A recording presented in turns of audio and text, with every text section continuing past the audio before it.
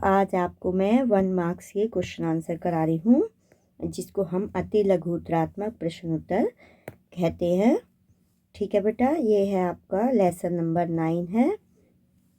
इसमें देखो आपका फर्स्ट क्वेश्चन जो है वो है आपका फिल इन द ब्लैंक्स, रिक्त स्थान भरिए। डैश प्रकर्म जाति की निरंतरता बनाए रखता है। तो कौन सा प्रकर्म होता है बेटा? जनन प्रकर्म।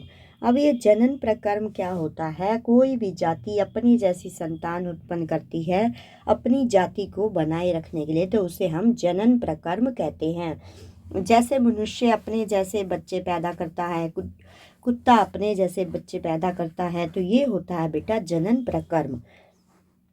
फूल में नर और मादा युग्मक डैश और डैश कहलाते हैं। क्या कहलाते हैं बेटा? परागकण और अंडा।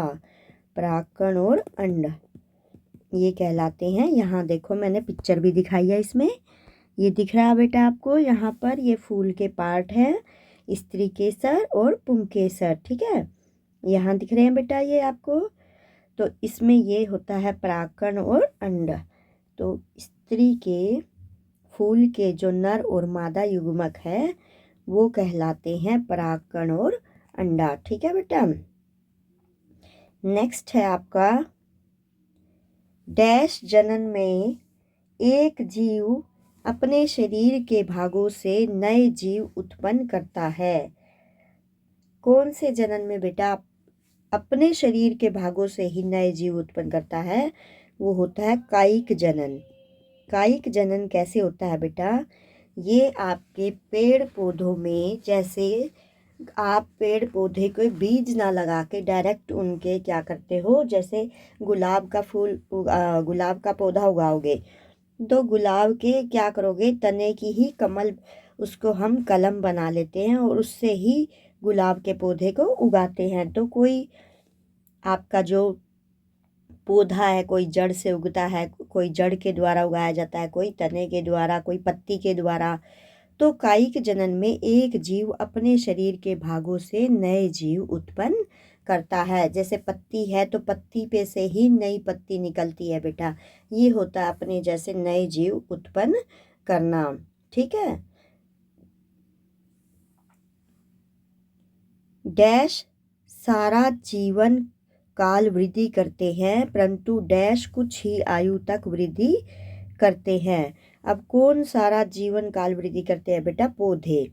पौधे जो होते हैं वो सारा जीवन वृद्धि करते रहते हैं। आपने देखा होगा पौधे हमेशा बढ़ते रहते हैं। और परंतु डैश कुछ ही आयु तक वृद्धि करते हैं। कौन? जीव। जैसे हमारी वृद्धि क्या होती है बेटा? लड़कों की 21 साल तक होती है, लड़कियों की 18 साल तक होती है, लंबाई जो हाइट बढ़नी होती है ना। तो ये वृद्धि हमारी पूरी उम्र नहीं चलती है, तो उसमें क्या आएगा? जीव। एक बहुकोशिक जंतु अपना जीवन प्रकर्म एक डैश से करता है जो लैंगिक जनन द्वारा बनता है। तो बहुकोशिक जीव वो होता है, जंतु वो होता है जिसमें बहुत सारी कोशिकाएं होती है।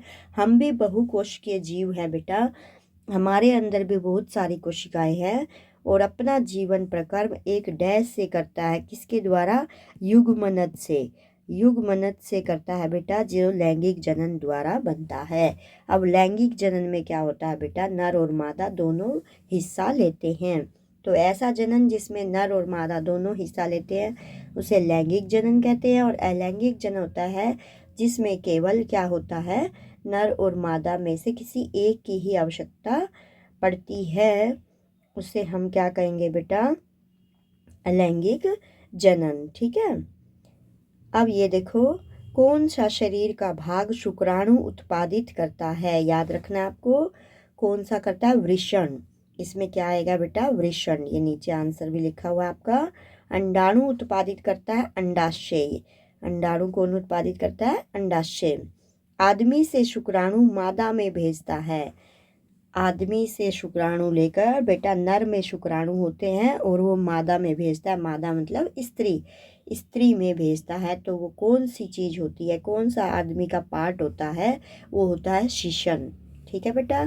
शीशन जो होता है वो आदमी से शुक्राणु मादा में भेजता है, औरत में भेजता है। और शुक्राणु उत्पादित कौन करता है? वृषण। ये आदमी के ही पार्ट हैं, नर के भाग हैं बेटा वृषण, शीशन, ठीक है। और वृषण में शुक्राणु पैदा होते हैं। अंडाणु कहाँ पैदा होते हैं बेटा? अंडाशय में, जो स्त्री के शरीर का पार्ट है, ठीक है। पौधों और जंतुओं में जनन के कितने तरीके हैं? 2 जनन तरीके होते हैं बेटा, लैंगिक और अलैंगिक। कौन से तरीके होते हैं? 2 तरीके हैं, लैंगिक और अलैंगिक। अलैंगिक जनन में कितने जीवों की आवश्यकता होती है? 1 जीव की, अभी मैंने आपको बताया, तो नर की या मादा की। और लैंगिक जनन में कितने जीवों की आवश्यकता होती है? कितने मतलब संख्या बतानी है? 2 की, नर और मादा दोनों की। जननांगों में विशेष कोशिकाएं कौन सी होती है? युग्मक, ठीक है बेटा। जननांगों में विशेष कोशिकाएं कौन सी होती है? युग्मक होती है।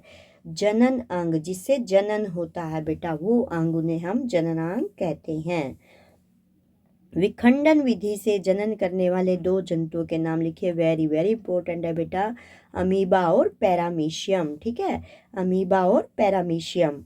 कौन से जीवों में मुकुलन जनक के शरीर, मुकुल जनन के शरीर पर लगी रहती है? जनक मतलब जो उसे पैदा करता है, वो जनक कहलाता है। जैसे हमारे माता पिता में हम पिता क्या कहलाएंगे? जनक कहलाएंगे, ठीक है बेटा। कौन से जीवों में मुकुल जनक के शरीर पर लगी रहती है? तो स्पंज और कोरल में, याद रखना है कौन से जीव हैं वो? स्पंज और कोरल। अब युग्मनज क्या है बेटा? युग्मनज, जिसको हम इंग्लिश में जाइगोट कहते हैं, क्या है युग्मनज? नर और मादा युग्मकों के संलयन से, संलयन मतलब मिलने से बनने वाली पहली संरचना है। युग्मनज क्या होता है बेटा? नर और मादा युग्मकों के संलयन से बनने वाली पहली संरचना है। देखो यहाँ मैंने बेटा आपको जननांग दिखाए हैं, नर जननांग, मादा जननांग दिख रहे हैं बेटा। ये है नर जननांग है इसमें देखो, और ये है मादा जननांग।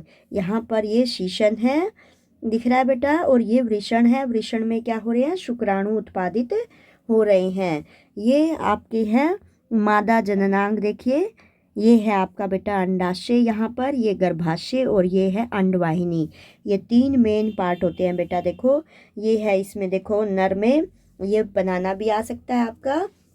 और पिक्चर आपको याद रखनी है, पिक्चर पे नाम याद रखने हैं बेटा। नाम से क्या होगा?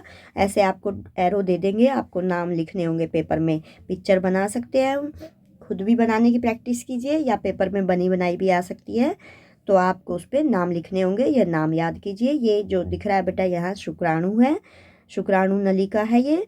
और ये जो यहाँ दिख रहा है, ये पूरा यहाँ पे शीशन है। और ये जो ये वाले पार्ट दिख रहे हैं, ये है वृषण, ठीक है बेटा। ये जो 2 पार्ट है, ये क्या है?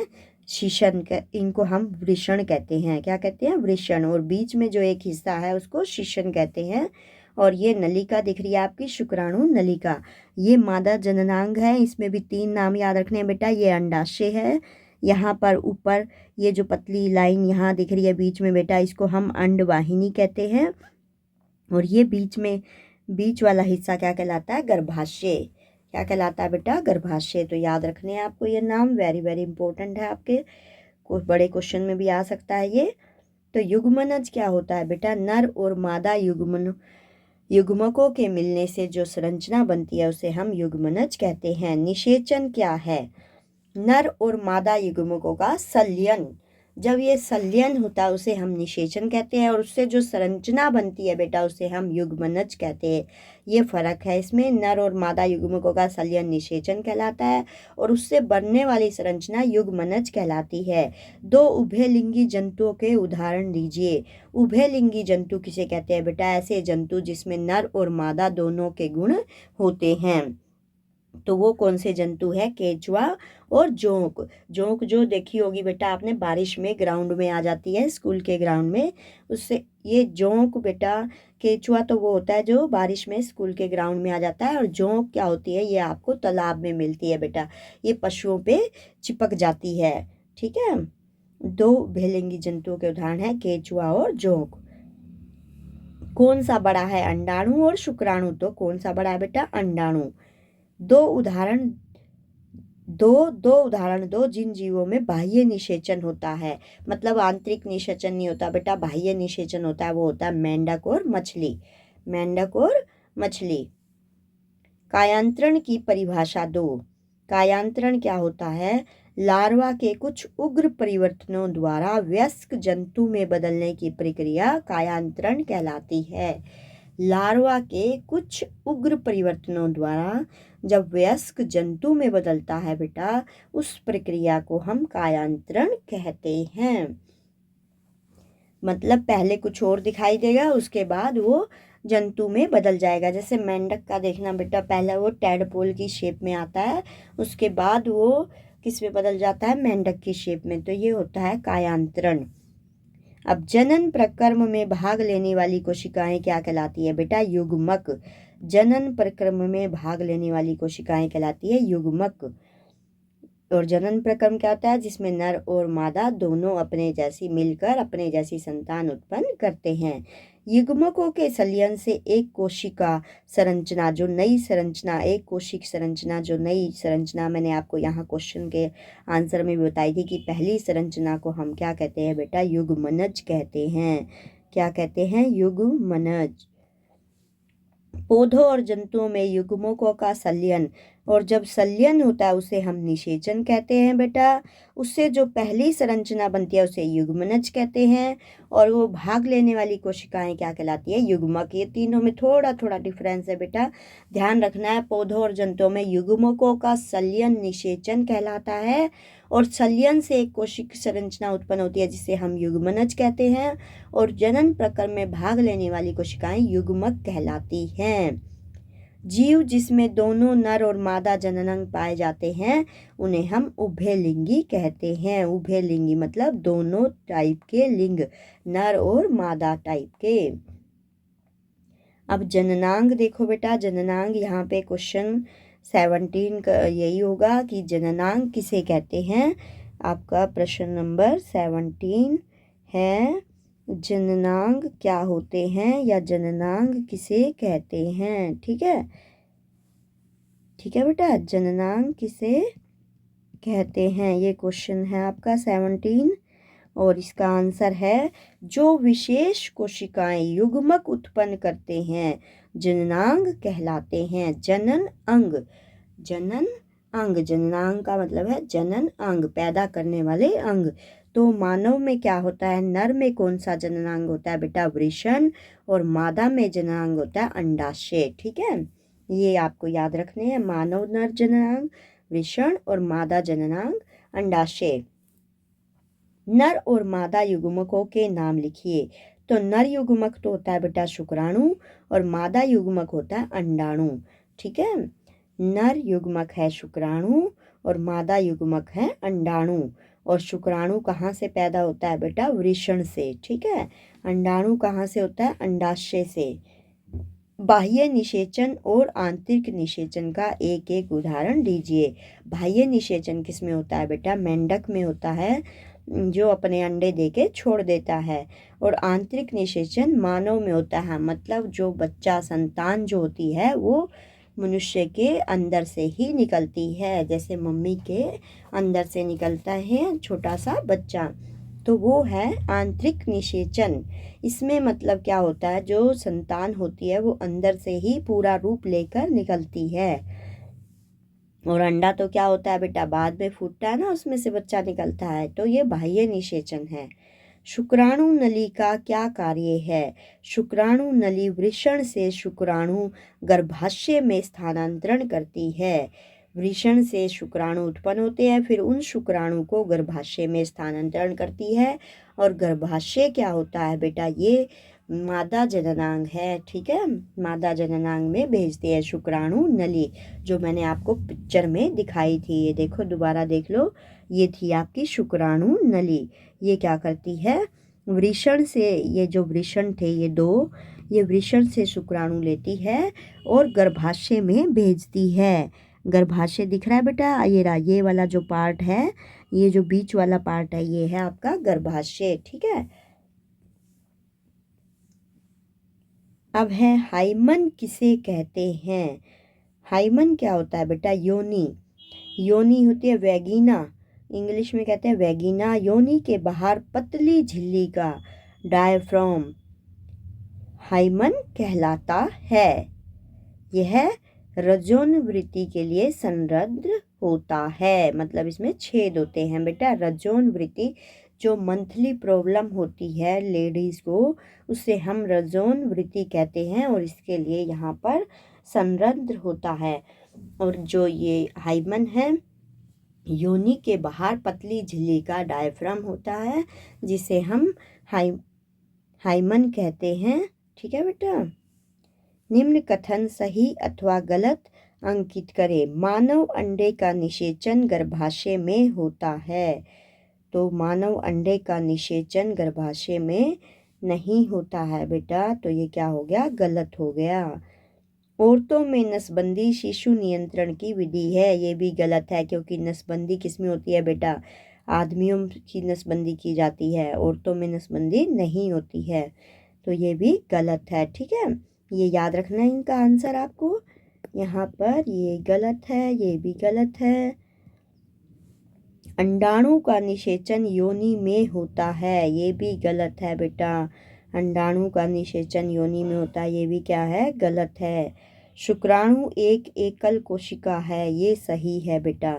वृषण पेट गुहा में पाए जाते हैं, ये बिल्कुल गलत है। अभी आपको दिखाया वृषण निचले पार्ट में होता है बेटा, पेट गुहा में नहीं होते।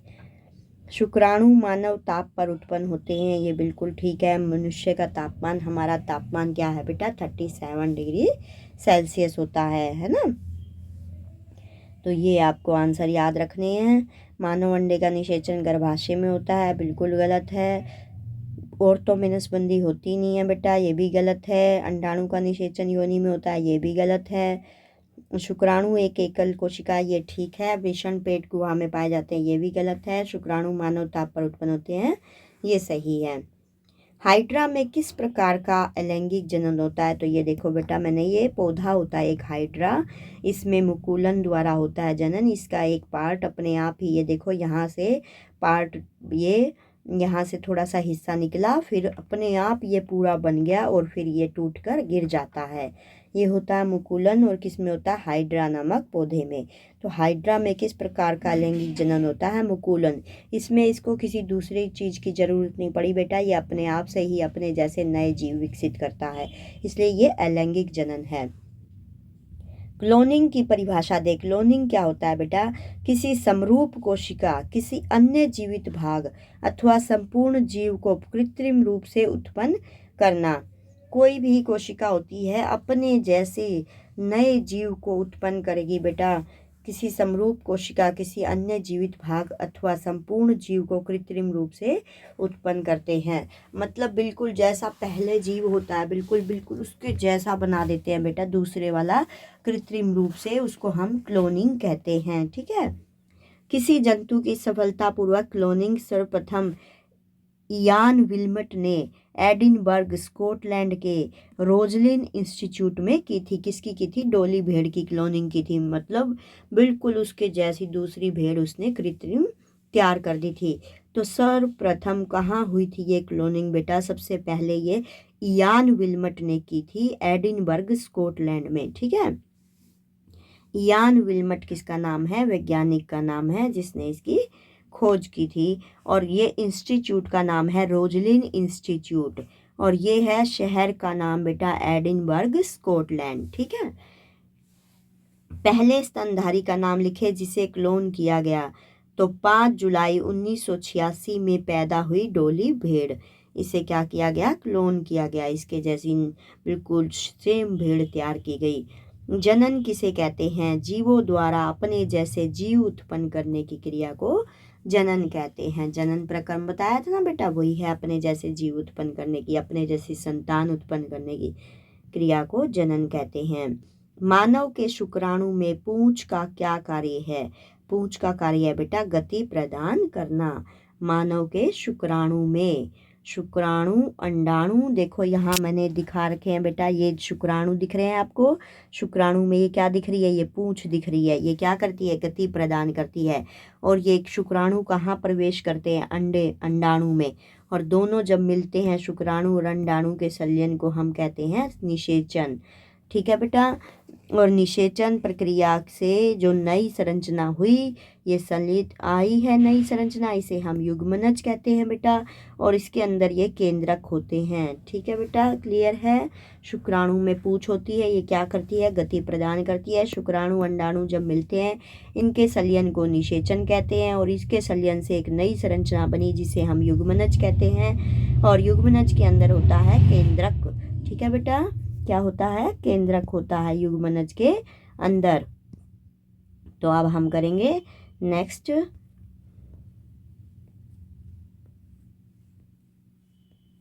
क्वेश्चन नंबर 29 पे पहुंच गया बेटा।